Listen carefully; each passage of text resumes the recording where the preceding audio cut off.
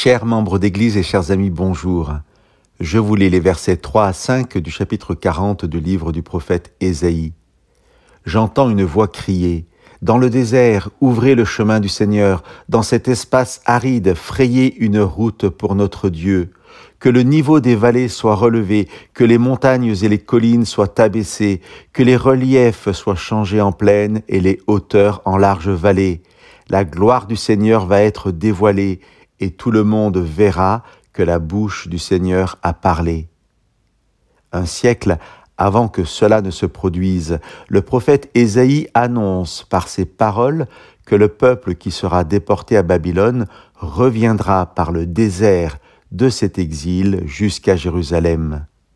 Le désert décrit le chemin que les exilés emprunteront pour retourner dans leur pays. Cette libération passera par le désert, et elle fait écho à la libération du peuple juif esclave en Égypte bien des siècles auparavant, et que Moïse avait conduit jusqu'à la terre promise. Et parce que Jésus-Christ est celui qui est venu nous libérer de tous nos esclavages, de toutes nos chaînes, les auteurs du Nouveau Testament citent ces versets d'Ésaïe que nous avons lus pour situer le ministère de Jean-Baptiste. Jean-Baptiste est présenté comme le dernier prophète annonçant la venue du Christ, de Jésus notre libérateur. Je vous lis le début du chapitre 3 de l'évangile de Matthieu.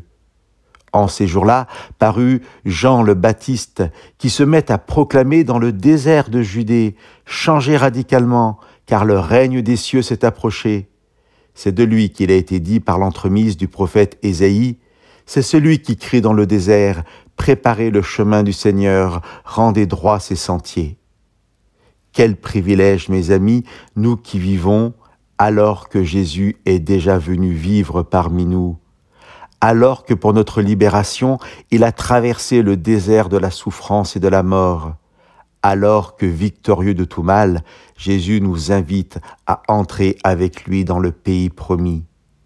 Chers amis, par Jésus, la gloire du Seigneur a été dévoilée. Il a tout accompli.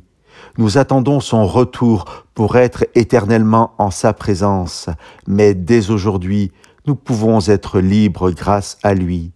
Faisons nôtres ces paroles. Le royaume est au milieu de vous. J'ai vaincu le monde. Tout pouvoir m'a été donné. Je suis avec vous tous les jours, jusqu'à la fin du monde. Chers amis, que Dieu vous bénisse.